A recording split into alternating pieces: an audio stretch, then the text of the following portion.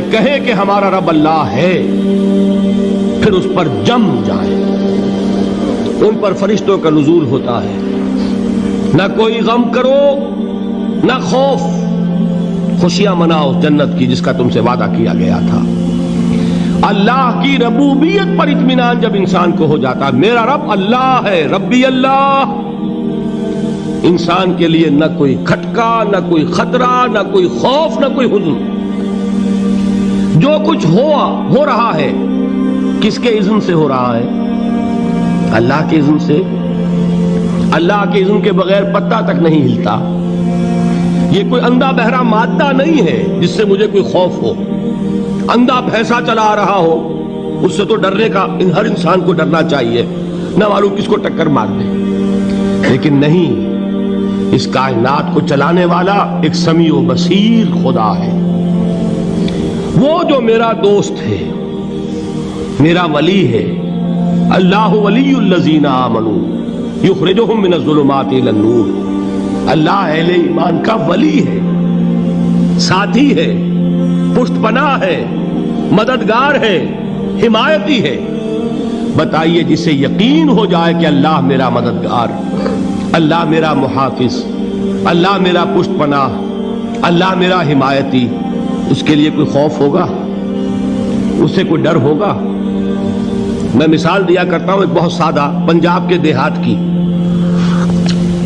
تو بڑا چودھری ہے اور کوئی غریب کسان ہے۔ اس غریب کسان کے جانوروں کو ہر وقت اندیشہ ہوگا چوری کا، کوئی میری بھینس کھول کر نہ لے جائے، کوئی میرا بیل کھول کر نہ لے جائے۔ لیکن جس کے بارے میں یہ سب کو معلوم ہو کہ وہ جو بڑا چودھری ہے وہ اس کا دوست ہے، اس کی بچیا کو کوئی خوف ہوگا؟ اس کی بھینس پر کوئی ہاتھ ڈالے گا؟ اسے کوئی اندیشہ ہوگا؟ نہیں۔ کیوں؟ کہ وہ بڑا چودھری، بڑا اس کا یہاں کا سردار، جاگیردار، سب کو معلوم ہے وہ میرا دوست ہے، کوئی میرے خلاف اقدام نہیں کر سکتا۔ اس دنیا میں یہ چھوٹی سی بات اگر آپ کے دلی اطمینان اور سکون کا باعث بن سکتی ہے تو ذرا تصور کیجئے۔ میں لفظ تصور استعمال کروں گا صرف اس لیے کہ اس کا ہم جس کو کہتے ہیں ادراک اور شعور کر نہیں سکتے، اگر کے ساتھ کر سکتے۔ اگر یقین ہو کہ اللہ میرا مددگار اور یقین ہو کہ اللہ ہر آن میرے ساتھ ہے، پھر کوئی خوف، کس کا خوف؟ کوئی شے اللہ سے بالا تر ہے؟ کوئی قوت اس سے زیادہ طاقتور ہے؟ کوئی اس کے ارادے کو بدلنے والا ہے؟ کوئی اس کی مشیت کے آڑے آنے والا ہے؟ یہی بات ہے جو حضور نے فرمائی۔ یہ ایمان کا حاصل ہے لب لباب، کہ دیکھو اچھی طرح اس بات کو ذہن نشین کر لو، اگر تمام انسان مل کر تمہیں کوئی نقصان پہنچانا چاہے نہیں پہنچا سکتے مگر جو کچھ اللہ نے لکھ دیا ہو، اور تمام انسان مل کر تمہیں کوئی نفع پہنچانا چاہے نہیں پہنچا سکتے مگر وہ شے جو اللہ نے طے کر دی۔ آپ پھر میں کہوں گا ذرا طاری کیجئے، اسے فرض کیجئے، اسے سوچئے۔ اگر اس حدیث پر ہمارا دل ٹھکا ہوا ہو تو کسی سے ڈر ہوگا؟ یہ مجھے نقصان نہ پہنچا دے، یہ میری رپورٹ خراب نہ کر دے، یہ میری انکریمنٹ نہ رکوا دے، یہ میرا یہ نہ بگاڑ دے، یہ میرے یہ نقصان نہ پہنچا دے۔ اس کا ڈر، اس کا ڈر، اس کا خوف، اس کی خوشامد، اس کے لیے جا کر طرح طرح سے اپنی عزت نفس کو ذلیل کروانا اس کے سامنے، یہ سب کچھ کیوں کرتا ہے انسان؟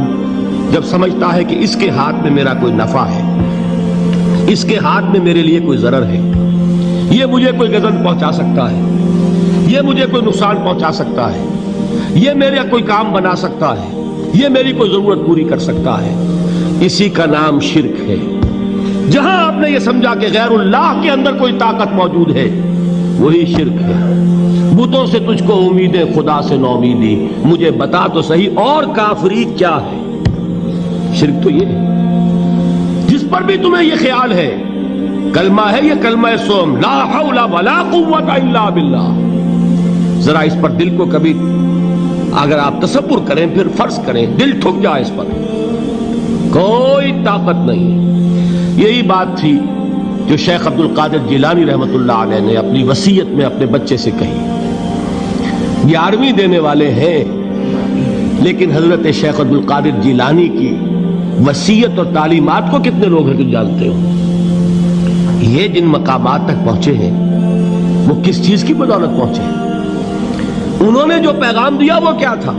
اے میرے بچے، جس طریقے سے قرآن مجید میں حضرت لقمان کی نصیحتیں جو ہے نقل کر دی گئی ہیں، میں یہ عرض کروں گا بالفرض اگر قرآن حضرت عبد القادر جیلانی کے بعد نازل ہوا ہوتا تو شیخ عبد القادر کی یہ نصیحتیں بھی قرآن میں درج ہوتی.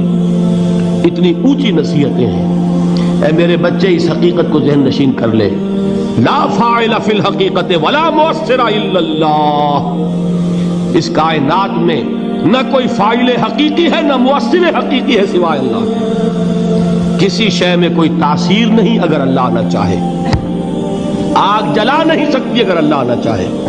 پانی ڈبو نہیں سکتا اگر اللہ نہ چاہے. زہر ہلاک نہیں کر سکتا اگر اللہ نہ چاہے. کوئی چیز فائدہ نہیں پہنچا سکتی اگر اللہ نہ چاہے. تو در در پہ کیوں سر جھکاتے ہو؟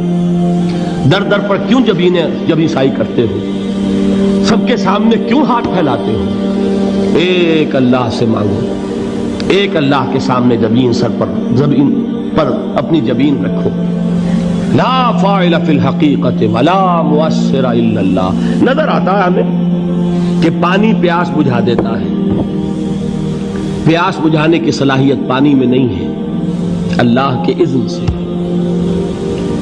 کھانا بھوک مٹا دیتا ہے، بھوک مٹانے کی صلاحیت کھانے میں نہیں ہے، اذن رب میں. دیکھیے یہی یقین تھا. حضرت موسیٰ علیہ السلام کا واقعہ یاد کیجئے. سامنے سمندر آ گیا ہے، قوم دیکھتی ہے پیچھے کہ گرد و غبار کا طوفان ہے. معلوم ہوا کہ فرعون اپنے لشکر سمیت آ گیا ہے. لشکر جب چلتا تھا تیز رفتاری کے ساتھ تو گرد و غبار کا جو طوفان اٹھتا تھا اس کا تصور کیجئے. اور لمحہ بلمحہ وہ قریب آ رہا ہے. پوری قوم نے کیا کہا؟ اے موسیٰ انا لمدرکون، اے موسیٰ ہم کو پکڑے گئے. قرآن مجید نے تو یہاں وہ باتیں نہیں لکھی ہے، لیکن تورات میں یہ درج ہے کہ بنی اسرائیل جھگڑنے لگے، دست و گریبان ہو گئے موسیٰ کے ساتھ.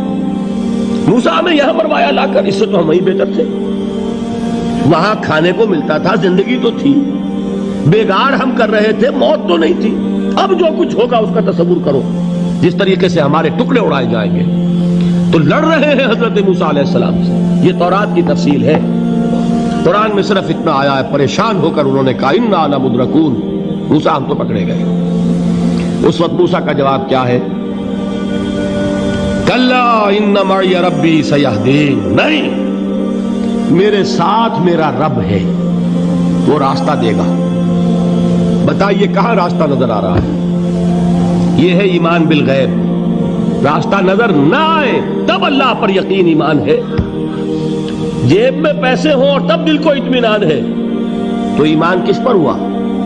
پیسے پر، اللہ پر نہیں. جب وسائل و ذرائع نہ ہو اور پھر یقین ہو کہ اللہ مسبب الاسباب ہے، وہ اسباب کا پابند نہیں ہے، وہ اسباب کا محتاج نہیں ہے، اسباب اس کے محتاج ہیں.